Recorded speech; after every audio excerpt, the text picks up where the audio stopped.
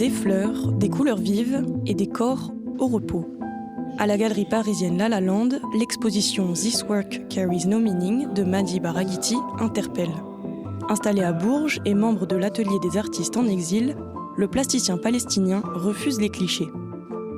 Son ambition, montrer une autre facette des hommes palestiniens, loin des images de guerre. On attend de nous que nous soyons la victime parfaite, ou le héros, le combattant. Mais ici, on trouve un moment de paix, de calme. Je voulais mettre ces corps à l'abri.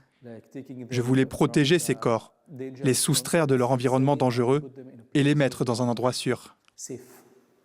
Pour peupler ses toiles, l'artiste s'inspire de son entourage et de récits qui l'ont marqué. Derrière l'esthétique colorée se cachent parfois des réalités brutales, comme celle de cet homme sur une plage de Gaza. Il voulait mettre fin à ses jours, car il ne supportait plus les souffrances liées à la situation à Gaza. Il a été secouru plus tard, mais la dernière chose qu'il souhaitait voir, c'était la mer.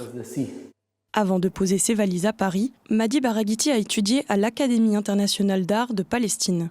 Mais ses premières influences, il les puise dans l'intimité du foyer familial. J'ai toujours su que je voulais être artiste. Depuis mon enfance, je dessinais déjà à l'école, voire même avant. Ma mère faisait de la broderie et elle m'a transmis cet art. Elle a eu une influence considérable sur moi. Elle a façonné mon style, ma façon de penser et ma manière de percevoir le monde. En octobre 2023, la guerre entre Israël et le Hamas contraint Mady à l'exil. Une fuite violente et précipitée dans laquelle il a failli perdre la vie. J'étais pris au piège dans une fusillade. Un sergent m'a mis un pistolet sur la tempe à la frontière. J'ai aussi été arrêté par des colons. Ce sont des choses que les Palestiniens subissent quotidiennement. Engagé dans les démarches pour obtenir l'asile en France, Mady Baraghiti retrouve à Paris des repères familiers.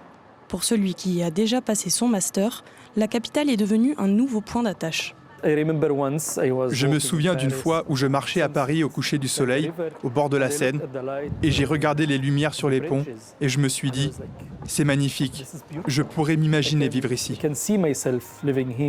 S'il obtient le statut de réfugié, il recevra un titre de séjour de 10 ans. Une décennie pour continuer à peindre, en toute liberté, la vulnérabilité et le repos des corps.